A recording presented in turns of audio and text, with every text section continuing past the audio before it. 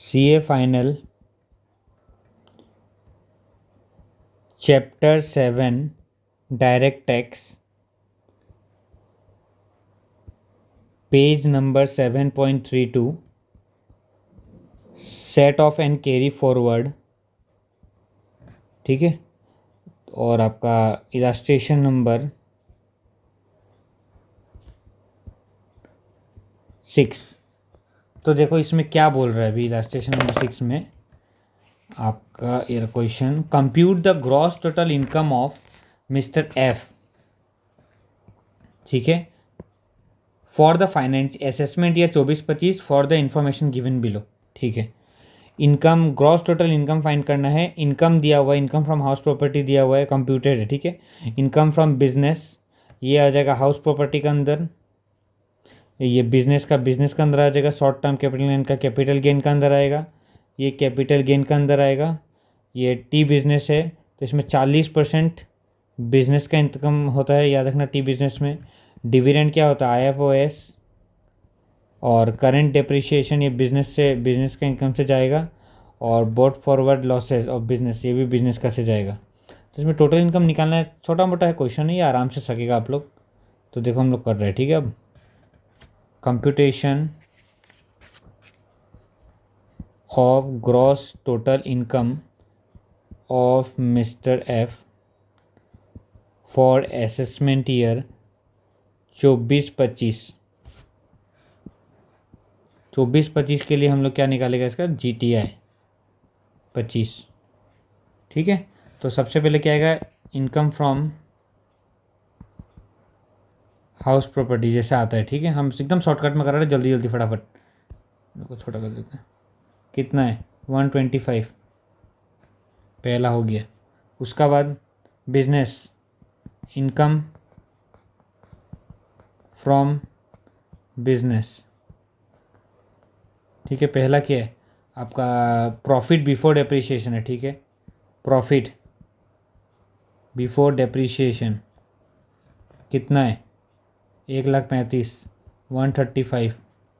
तो इसमें डेप्रिसिएशन दे, तो डेप्रिसिएशन कितना था, ये वाला भी हो गया। डेप्रिसिएशन है आपका 26,000, 26,000 माइनस कर दिया। 26,000 माइनस करने का कितना आएगा 109।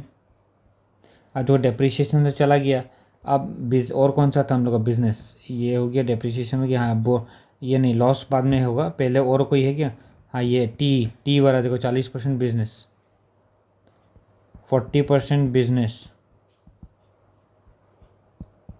टी वाला। हाँ तो टोटल था कितना, टोटल था आपका 1,20,000, 1,20,000 का कितना था 48,000 48,000, ये ऐड हो जाएगा 157 आ गया। अब उसका बाद और कुछ था, अब लॉस को कैरी फॉरवर्ड किया हुआ था तो उसको हम लोग को सेट ऑफ करना पड़ेगा। Set of brought forward loss कितना था 45,000, सेट ऑफ कर दो। ये हम लोग आ गया बिजनेस इनकम। यहाँ तक क्लियर। हाँ ये हो गया, ये हो गया, सब हो गया। अब 3 बचा, एक शॉर्ट टर्म, लॉन्ग टर्म और डिविडेंड। तो आप कैपिटल गेन शॉर्ट टर्म में क्या दिया हुआ देखो, short term capital gain and sales of shares 56,000, short term capital gain 56। अब लॉन्ग टर्म आएगा, long term capital loss sale of property 21-22 का है, तो यहाँ तो लॉन्ग टर्म नहीं है, लॉन्ग टर्म से ही सेट ऑफ होगा, तो ये यहाँ नहीं आएगा, ये 56 पूरा आ गया। उसका बाद क्या था डिविडेंड IFOS, ये डिविडेंड जो हम लोग को मिलता है ना, वो शेयर होल्डर के हाथ में ही टैक्सेबल होता है, इतना याद। पहले वो कंपनी के हाथ में डिविडेंड डिस्ट्रीब्यूशन टैक्स लगता था, अब वो ऐसा नहीं होता, अब वो शेयर होल्डर जिसको मिलता है उसका हाथ में ही टैक्सेबल होता है। ये आ गया GTI, इतना सिंपल था देखो 413 ग्रॉस टोटल इनकम आ गया। अब नोट्स लिख लो, पहला नोट्स लिखो कि डिविडेंड है ना वो share holder, taxable in the hands of share holder, ठीक है।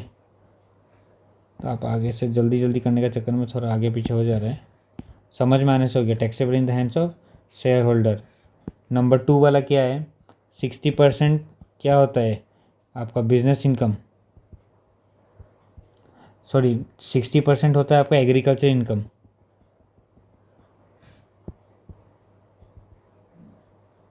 ठीक है, ये भी clear.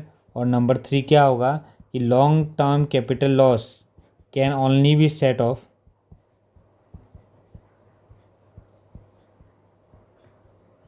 With long term capital gain. बस इतना ही लिखना है, वो आगे जाके नेक्स्ट असेसमेंट ईयर 25-26 में सेट ऑफ कर सकते हैं हम लोग, वो बोला है। तो देख लो, बस इतना छोटा सा था ये, आप लोग देख लो, इसको तो हम कंप्रेस नहीं कर सकते, और छोटा मोटा क्वेश्चन था, ख़त्म हो गया, इतना सही था, बस देख लो। सेट ऑफ है, इसका तो कोई क्वेश्चन आता नहीं है, 1-2 पॉइंट डाल के दे देगा, जब GTI निकालने देगा तो उसमें काम आएगा। देख लो, हो गया। ठीक है, अच्छा लगा, थैंक यू। अब इलास्ट्रेशन ख़त्म, अब हम लोग क्वेश्चंस पे आएंगे।